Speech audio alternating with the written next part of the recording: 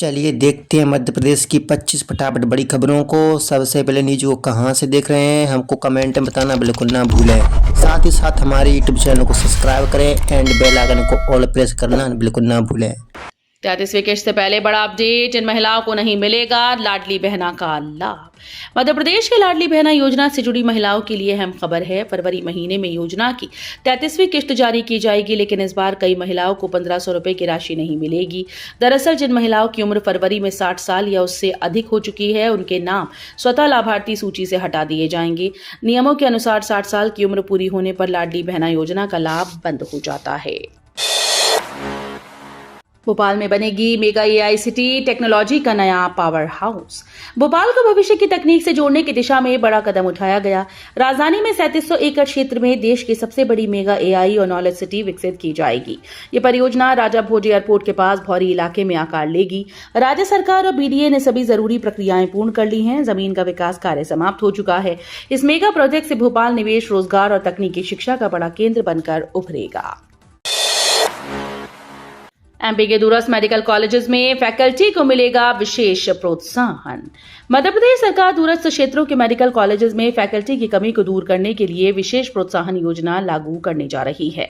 योजना के तहत ऐसे कॉलेजेस में तैनात डॉक्टर्स और शिक्षकों को वेतन के साथ लगभग 20% अतिरिक्त भत्ता मिलेगा। इस प्रस्ताव को इसी माह कैबिनेट में पेश करने की तैयारी है। उप मुख्यमंत्री राजेंद्र शुक्ल ने अधिकारियों को निर्देश दिए कि वे दूरस्थ क्षेत्र की परिभाषा तय कर इसे फाइनल करें। एमपी हाईकोर्ट में याचिकाओं को आधार से जोड़ने की मांग, प्रशासनिक कमेटी को भेजा सुझाव। मध्य प्रदेश हाईकोर्ट ने लंबित मुकदमों के बोझ को कम करने के लिए याचिकाओं को आधार कार्ड से जोड़ने के सुझाव को गंभीरता से लिया।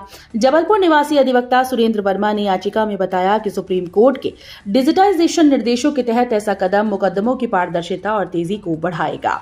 युगल पीठ ने रजिस्ट्रार जनरल को निर्देश दिए कि इस सुझाव को प्रशासनिक कमेटी के समक्ष रखा जाए। इंदौर में दवाओं की ओवर द काउंटर बिक्री, एंटीबायोटिक भी बिना पर्चे उपलब्ध। इंदौर की दवा दुकानों में अब सिर्फ सामान्य बुखार और सर्दी खांसी की दवाइयां ही नहीं, बल्कि एंटीबैक्टीरियल, एंटीवायरल और एंटीफंगल दवाएं भी बिना डॉक्टर के पर्चे के दी जा रही हैं। केमिस्ट का कहना है कि नाम पता बताओ और दवा ले जाओ। विशेषज्ञों ने चेताया कि इससे एंटी माइक्रोबियल रेजिस्टेंस का खतरा बढ़ रहा है, जो स्वास्थ्य के लिए गंभीर चुनौती है। मरीजों को बिना उचित परामर्श दवाइयां देना उनकी सेहत के लिए जोखिमपूर्ण साबित हो सकता है। एमपी पुलिस का अभिनव कदम। इंदौर में अब सड़क हादसों में घायल की मदद करने वाले राहगीरों को पुलिस सम्मानित करेगी। अक्सर लोग कानूनी पछड़े के डर से घायल की मदद नहीं करते, जिससे कई जानें चली जाती हैं। अब केंद्रीय सड़क परिवहन मंत्रालय की गाइडलाइन के तहत घायलों की जान बचाने वाले नागरिकों को इनाम और प्रमाण पत्र दिया जाएगा। इस पहल से लोगों में जिम्मेदारी और मानवता की भावना बढ़ेगी। साथ ही दुर्घटनाओं में समय पर मदद मिलने से जीवन की रक्षा हो पाएगी। मध्य प्रदेश के लोक निर्माण, पर्यटन और रोजगार में करेंगे क्रांति, सीएम मोहन यादव का दावा। मध्य प्रदेश में धार्मिक और सांस्कृतिक स्थलों पर बन रहे लोग सिर्फ ईंट पत्थर ही नहीं हैं। मुख्यमंत्री मोहन यादव ने कहा कि ये लोग राज्य के विकास का नया ग्रोथ इंजन साबित होंगे। प्रधानमंत्री मोदी के वोकल फॉर लोकल विजन के अनुरूप ये स्थल पर्यटन के वैश्विक केंद्र बनेंगे। इससे स्थानीय लोगों को रोजगार के अभूतपूर्व अवसर मिलेंगे। यादव ने भरोसा जताया कि इन परियोजनाओं से न केवल आर्थिक विकास होगा, बल्कि मध्य प्रदेश की सांस्कृतिक विरासत भी और मजबूत होगी। एमपी में शिक्षा संकट। मध्य प्रदेश में स्कूली शिक्षा को लेकर सियासत गर्म है। नेता प्रतिपक्ष उमंग सिंघार ने आरोप लगाया कि पिछले 5 साल में प्रदेश में 10,000 से अधिक स्कूल बंद हुए, जो देश में सबसे ज्यादा हैं। सिर्फ सरकारी स्कूल की बात करें तो करीब 7,000 शासकीय स्कूल बंद कर दिए गए। सिंघार ने इसे शिक्षा व्यवस्था की गंभीर विफलता बताया और सरकार से जवाब मांगा। बीना में पहुंचा कृषि रथ, किसानों को दी जा रही आय बढ़ाने और लागत कम करने की सलाह। मध्य प्रदेश सरकार का कृषि रथ बीना के बमोरा विकासखंड में किसानों से रूबरू हुआ। इस पहल का उद्देश्य किसानों को नवीनतम कृषि तकनीकों और सरकारी योजनाओं से अवगत कराना है। कृषि रथ के माध्यम से किसानों को उनकी आय बढ़ाने और कृषि लागत कम करने के व्यवहारिक सुझाव दिए जा रहे हैं। ये योजना वर्ष 2026 को कृषक कल्याण वर्ष घोषित करने के सरकार के निर्णय का हिस्सा है।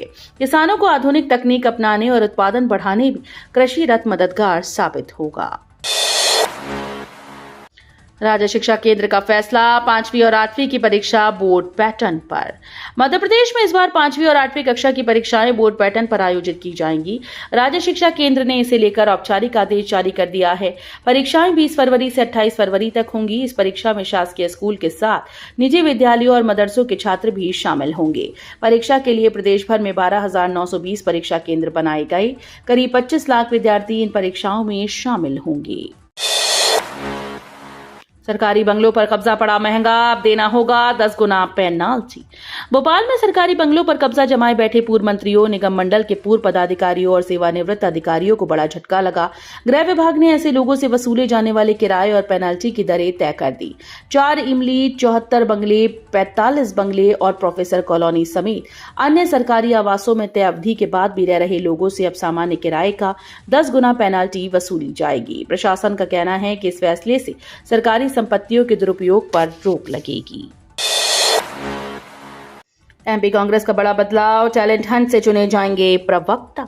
मध्य प्रदेश कांग्रेस ने संगठन और मीडिया रणनीति में बड़ा बदलाव किया। पार्टी प्रवक्ताओं का चयन सिफारिश के बजाय टैलेंट हंट प्रक्रिया से होगा। इसके लिए प्रदेश कांग्रेस कमेटी ने 11 सदस्यीय चयन समिति गठित की, जिसकी जिम्मेदारी वरिष्ठ नेता मुकेश नायक को सौंपी गई। विधायक और संगठन के वरिष्ठ पदाधिकारी भी चयन में शामिल होंगे। ये फैसला प्रदेश कांग्रेस अध्यक्ष जीतू पटवारी द्वारा मीडिया कमेटी भंग किए जाने के 2 दिन बाद आया है। इंदौर एलिवेटेड कॉरिडोर पर फिलहाल राहत, हाईकोर्ट ने नहीं लगाई रोक। इंदौर में निर्माणाधीन 6 किलोमीटर लंबे एलिवेटेड कॉरिडोर को लेकर हाईकोर्ट ने फिलहाल राहत दी।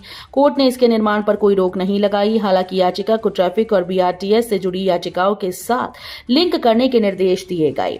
याचिकाकर्ता ने 300 करोड़ रुपए से अधिक की लागत के बावजूद ट्रैफिक समस्या बढ़ने की आशंका जताई। कोर्ट ने माना कि मामला ट्रैफिक से जुड़ा है, इसलिए अब इसकी अगली सुनवाई 25 फरवरी को होगी। एमपी में 5 साल में 224 बाघों की मौत, 28 फरवरी को आएंगे 8 चीते। टाइगर स्टेट कहे जाने वाले मध्य प्रदेश में बाघों की लगातार हो रही मौतों ने चिंता बढ़ा दी। पिछले 5 सालों में प्रदेश में 224 बाघों की मौत हो चुकी है, जिस पर मध्य प्रदेश हाईकोर्ट ने केंद्र और राज्य सरकार को नोटिस जारी कर सख्ती दिखाई। इस बीच वन्यजीव संरक्षण को लेकर प्रदेश सरकार ने नई पहल की है। 28 फरवरी को बोत्सवाना से 8 चीते मध्य प्रदेश लाई जाएंगी। अवैध शराब केस में बड़ी कार्रवाई, एमपी के बड़े उद्योगपति की डिस्टिलरी सील। मध्य प्रदेश में अवैध शराब परिवहन मामले में बड़ी कार्रवाई सामने आई है। रायसेन जिले के सेहतगंज स्थित सोम डिस्टिलरीज को आबकारी विभाग ने सील कर दिया। ये कार्रवाई करीब 2 साल पुराने देपालपुर प्रकरण से जुड़ी है। मामले में अदालत ने फैक्ट्री का लाइसेंस निलंबित करते हुए सील करने के आदेश दिए थे। आबकारी आयुक्त के निर्देश पर जिला आबकारी अधिकारी और भोपाल से पहुंचे अधिकारियों की टीम ने मौके पर पहुंचकर फैक्ट्री सील की। महाशिवरात्रि पर महाकाल में विशेष व्यवस्था, 15 की मध्यरात्रि तक खुले रहेंगे पट। महाशिवरात्रि 2026 को लेकर श्री महाकालेश्वर मंदिर में विशेष इंतजाम किए गए। अनुमान है कि 15 फरवरी को करीब 10 लाख श्रद्धालु दर्शन के लिए पहुंचेंगे। इसे देखते हुए 15 और 16 फरवरी की मध्यरात्रि तक मंदिर के पट खुले रहेंगे। कलेक्टर रोशन कुमार सिंह ने बताया कि भीड़ प्रबंधन सर्वोच्च प्राथमिकता है। भस्म आरती आधे घंटे पहले शुरू होगी, जबकि 16 फरवरी को दिन में भस्म आरती संपन्न होगी। बूंद बूंद को तरसेंगे लोग, 6000 घरों में 3 दिन नहीं आएगा नर्मदा जल। शहर की जल आपूर्ति व्यवस्था एक बार फिर से चरमरा गई। गौरीघाट टंकी में लीकेज सुधार कार्य के चलते नर्मदा जल सप्लाई बाधित हो गई। इसका असर गौरीघाट क्षेत्र के करीब 6000 घरों पर पड़ेगा, जहां अगले 3 दिन तक पानी नहीं पहुंचेगा। नगर निगम प्रशासन का दावा है कि शनिवार शाम तक मरम्मत कार्य पूरा कर सप्लाई बहाल करा दी जाएगी। तब तक प्रभावित इलाकों में टैंकर के जरिए पानी उपलब्ध कराया जाएगा। अंडरग्राउंड मेट्रो में सबसे छोटा और गहरा होगा छोटा गणपति स्टेशन। मेट्रो परियोजना में छोटा गणपति अंडरग्राउंड स्टेशन अब सबसे छोटा और सबसे गहरा स्टेशन बनने जा रहा है। अन्य अंडरग्राउंड स्टेशन की तुलना में यह स्टेशन जमीन से 37-68 मीटर की गहराई में बनाया जाएगा, जबकि बाकी स्टेशन 18 से 22 मीटर गहराई में है। मेट्रो प्रबंधन ने मृदा परीक्षण रिपोर्ट तैयार कर न्यू ऑस्ट्रियन टनलिंग मेथड से खुदाई की योजना बनाई। इस विशेष निर्माण तकनीक से छोटा गणपति स्टेशन शहर की मेट्रो परियोजना में तकनीकी दृष्टि से भी महत्वपूर्ण स्थान रखेगा। इंदौर में पहली बार पिथौरा कला का अनुभव, ट्राइबल फाउंडेशन ला रहा जात्रा 2026। कुछ कलाएं सिर्फ देखी नहीं जाती, महसूस की जाती हैं, और पिथौरा एक ऐसी ही कला है। यह आदिवासी लोक कला धार झाबुआ और अलीराजपुर के अंचलों में जन्मी और जीवन विश्वास व रिश्तों का प्रतीक है। अब पहली बार इंदौर में इसे करीब से देखने का मौका मिलेगा। ट्राइबल फाउंडेशन की पिथौरा आर्ट गैलरी यात्रा 2026 के माध्यम से इस कला को जीवंत रूप में प्रस्तुत करेगी। दर्शक न केवल चित्रों को देखेंगे बल्कि उनके पीछे छिपी भावनाओं और जीवन की गहराई को भी अनुभव कर पाएंगे। मध्य प्रदेश में क्यूआर कोड से साइबर फ्रॉड पर अंकुश, मार्च तक लागू होगी इस सुविधा। मध्य प्रदेश में साइबर अपराधों से बचाव के लिए नया कदम उठाया जा रहा है। अब क्यूआर कोड स्कैन करते ही ये पता चल पाएगा कि डिजिटल फ्रॉड से कैसे बचा जाए और अपराध होने पर तुरंत क्या कदम उठाने हैं। इसके साथ ही शिकायत दर्ज कराने का लिंक भी खुल जाएगा। साइबर मुख्यालय प्रदेश भर के पार्किंग, बाजार और ऐसे स्थानों पर क्यूआर कोड लगाएगा जहां 100 या अधिक लोग आते जाते हैं। मार्च के अंत तक ये सुविधा पूरे प्रदेश में लागू हो जाएगी। सरसों में माहू के प्रकोप से बचाव के लिए मध्य प्रदेश कृषि विभाग ने किसानों को दी सलाह। सरसों की फसल में माहू यानी एफिड का प्रकोप शुरू हो गया है। मध्य प्रदेश कृषि विभाग ने किसानों से सतर्क रहने और समय रहते संतुलित नियंत्रण अपनाने की सलाह दी। उप संचालक कृषि कल्याण रणवीर सिंह जाटव ने कहा कि किसानों को अपनी फसलों का नियमित परीक्षण करना चाहिए। माहू की संख्या बढ़ने पर इमीडाइक्लोप्रिड 17.8 SL, थाइमेथोक्साम 25%, WG या एसिटामिप्रिड 20% जैसी दवाओं को 500 से 600 लीटर पानी में घोलकर प्रति हेक्टेयर छिड़काव करना चाहिए ताकि फसल सुरक्षित रहे। शेड्यूल एम लागू, मध्य प्रदेश में दवाओं की गुणवत्ता पर कड़ी निगरानी। मध्य प्रदेश में अब नकली और घटिया दवाओं पर कड़ी लगाम लगाने की तैयारी है। शेड्यूल एम लागू होते ही दवा निर्माता कंपनीज को उच्च गुणवत्ता वाले उत्पाद बनाना अनिवार्य हो गया। नियमों का पालन न करने पर लाइसेंस रद्द और जेल तक का प्रावधान है। ये कदम मरीजों की सुरक्षा और भरोसेमंद दवाइयों के लिए महत्वपूर्ण है। देश भर में एक ही दिन मनेंगे पर्व त्योहार, तिथियों को लेकर भ्रम खत्म। अब पर्व त्योहारों की तिथियों को लेकर हर साल होने वाला कंफ्यूजन खत्म होगा।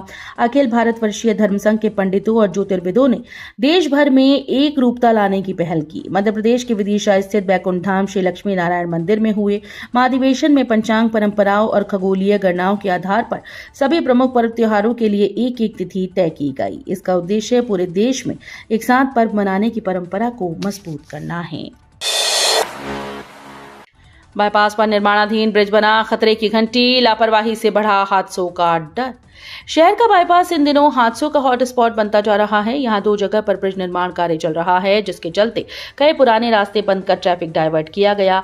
होटल दपार के पास बाईपास को जोड़ने वाला मुख्य मार्ग भी बंद है, लेकिन मौके पर ना तो पर्याप्त बैरिकेडिंग है और ना ही चेतावनी संकेतक।